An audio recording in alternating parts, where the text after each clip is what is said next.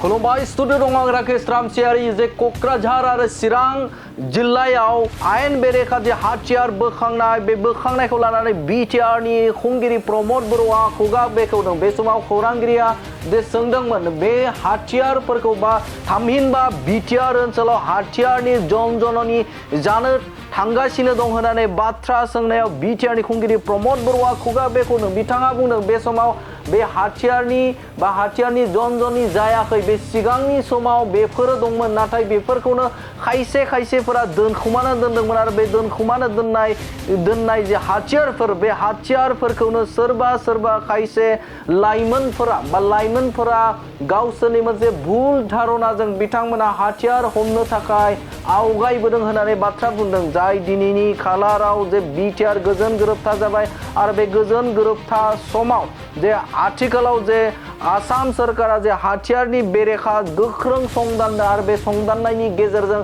बे समाव आसाम पुलिसा बे हाथियारखौ बोखांनो हादों। लाइमोनफोरखौ जे गाज्रि दिगजों थांनो नागिरनाय बे लाइमोनफोरखौ बोखांनो हादों, बेफोरबायदि बाथ्रा बुंदों बिटिआरनि खुंगिरि प्रमद बर'आ। बे बाथ्राखौ लानानै आसाम पुलिसखौ साबायखर बावदों बिटिआरनि खुंगिरि प्रमद बर'आ आरो गोख्रोंनिफ्राय गोख्रों राहा लानाय जागोन होननानैबो बाथ्रा बुंनायखौ नुनो मोनदों बिटिआरनि खुंगिरि प्रमद बर'आ। साननो गोनां बाथ्रा जे बे समाव बिटिआर गोजोन गोरोबथा, बे गोजोन गोरोबथा जानायनि उनाव बिटिआर ओनसोलाव मोजां थासारि थामहिनबा गोजोन थासारि जादोंमोन आरो सम लानानै खायसे लाइमोनफोरा खायसे जे लाइमोनफोर बे लाइमोनफोरा जे आखायाव हाथियार हमनो बा मोनसे गाज्रि दिगजों थांनो थाखाय लामा लायो आरो बे लामा लानायखौ बिथाङा बुंथिदों जे बे समाव बेफोरबायदि लामा लानायफोर लाइमोनफोरा गोजोन फारसे फैनांगौ आरो जाय बिथांमोना बेफोरबायदि आयेन बेरेखा खामानिखौ मावनो थाखाय थियारि जादों बिथांमोना साननाया मोजां होननानै बाथ्रा बुंदों। जाय समाव हाथियार मुक्त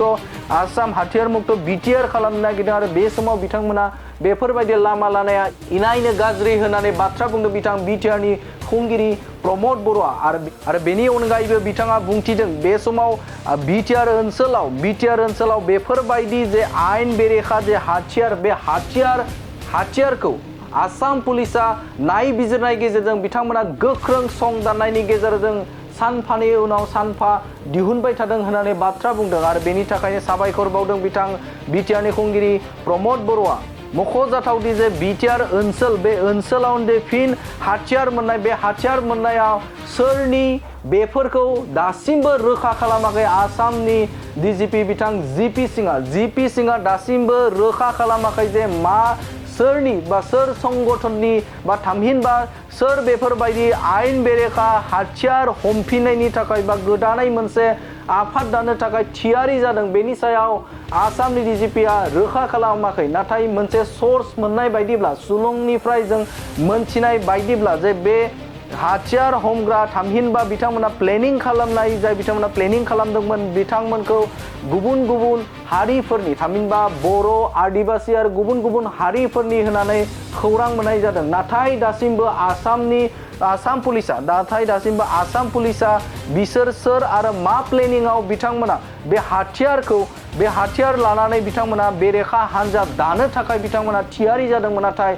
बेखौ रोखा खालामाखै आसाम पुलिसा। थारैनो बाख्नायनांगोन जुदि नोजोर होयोब्ला जे 15 आगस्टआ बावैसो साननि उनावनो जानो थांगासिनो आरो बे समावनो जे हाथियार मोननाय जाथाया जोबोदनो मोनसे आसाम पुलिसनि बाख्नायजाथाव होननानै बुंनो नांगोन आरो बे समावनो ओनसोल नाङैनो सोमोनांदों जे फिन बिटिआर ओनसोलनि जे क'क्राझार आरो चिरां जे हाग्रा खोन्दोआव बे समाव हाथियार बोखांनो हानाया आसाम पुलिसनि मोनसे जाफुंसारनाय।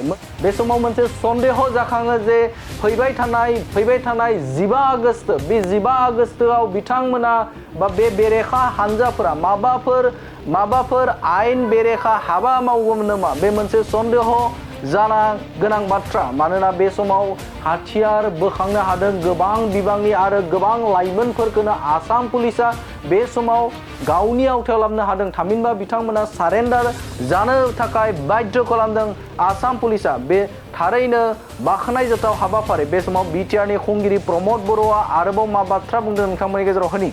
অস্ত্ৰৰ জনজননী আৰম্ভ হোৱা নাই, অস্ত্ৰ আগৰ পৰাই আছিলে।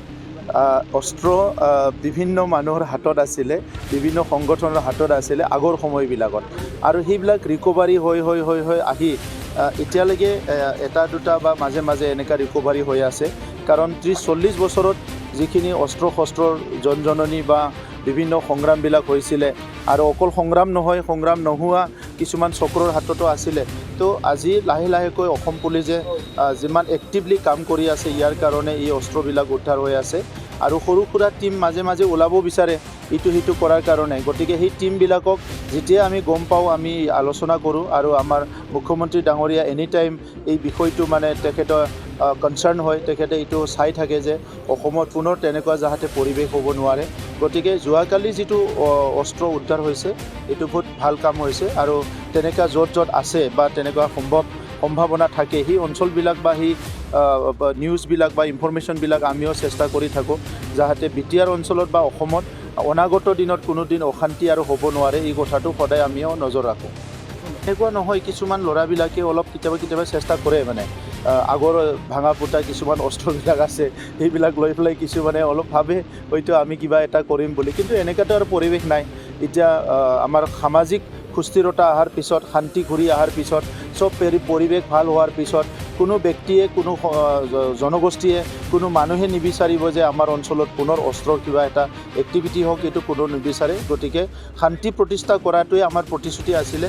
অসমত মুখ্যমন্ত্ৰী ডাঙৰীয়া অসমৰ চুকে কোণে য'তে তেনেকৈ পৰিৱেশ হৈছে, সেইটো চব তেখেতে চম্ভালিছে, আৰু বিটিআৰ অঞ্চলত আমি সদায় সেই কথাটো নজৰ দি আছোঁ।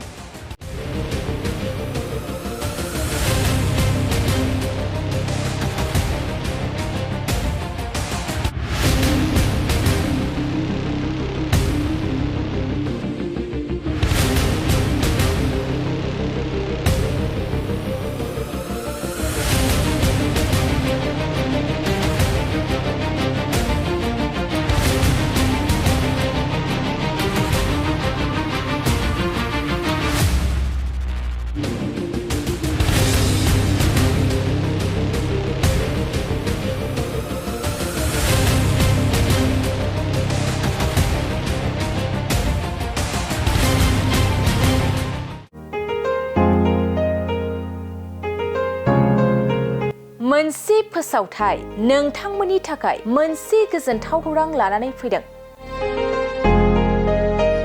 अदालगुरि जिल्लानि सिङाव थानाय डिमाकुसि बरंगाजुलिनि पिपल हलियाव लानानै फैदों नोंथांमोननो लेब्रा मुंनि गंसे गोदान रिजर्ट।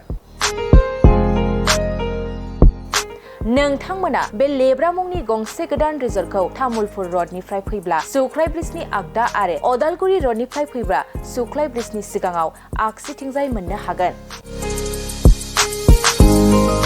लेब्रा मुंनि गंसे गोदान रिजर्टआ नोंथांमोननो गोसोबायदि सुबिदा खालामनानै होनाय जादों। नोंथांमोना बे लेब्रा रिजर्टआव बर'नि गासै जाग्रा जामुंखौनो मोननो हानायजों लोगोसे बेवहाय नोंथांनि सुबिदा बायदि अर्डार खालामनानै जानो हागोन। जुदि नोंथांमोना तामुलपुरनिफ्राय अदालगुरिसिम थांनाय समाव ओंखामजों लोगोसे बायदिसिना जालांनो गोसो दंब्ला नैबे 8638879656 जानबुं नम्बराव कल खालामनानै सिगांग्रो अर्डार खालामहरनो हागोन।